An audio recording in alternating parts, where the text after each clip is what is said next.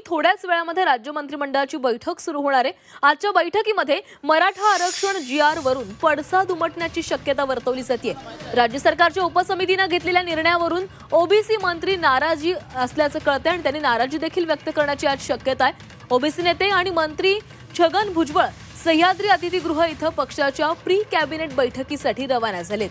भुजबळ आजच्या कॅबिनेट बैठकीला उपस्थित राहणार का याकडेही लक्ष असणार आहे।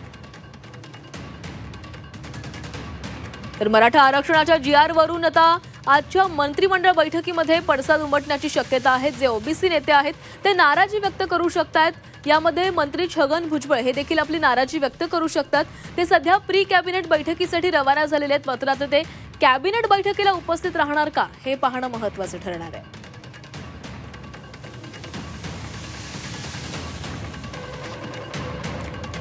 ओबीसी नेते आणि मंत्री छगन भुजबळ सह्याद्री अतिथीगृह इथं पक्षाच्या प्री कॅबिनेट बैठकीसाठी रवाना झालेत आणि या संदर्भात अधिक बोलत आमचे प्रतिनिधी मनश्री पाठक आपल्या सोबत आहेत। मनश्री, आज राज्य मंत्रिमंडळाची बैठक आहे आणि या बैठकीमध्ये कालच्या मराठा आरक्षणाच्या जीआरचे पडसाद उमटू शकतात। ओबीसी नेते नाराजी व्यक्त करू शकतात।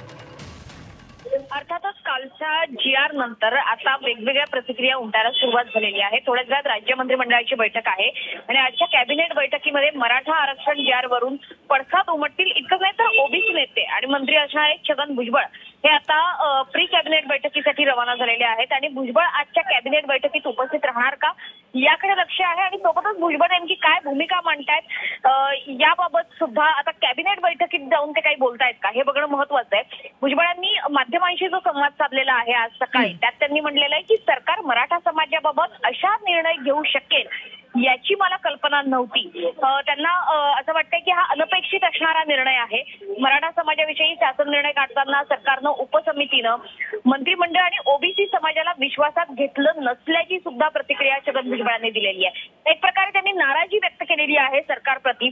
सरकारमध्येच असणारे ओबीसी नेते आणि मंत्री छगन भुजबळ हे जर काल काढलेल्या जीआर वरून नाराज असतील तर याचे पडसाद अर्थातच कॅबिनेट मंत्रिमंडळाच्या या बैठकीमध्ये उमटणार आहेत। त्याच्यामुळे प्री कॅबिनेट नंतर आता कॅबिनेटकडे छगन भुजबळ रवाना होत आहेत का आणि जर ते मंत्रिमंडळाच्या या बैठकीमध्ये उपस्थित राहणार असतील तर त्या बैठकीमध्ये ते काही भूमिका मांडतायत का हे बघणं आता महत्त्वाचं आहे।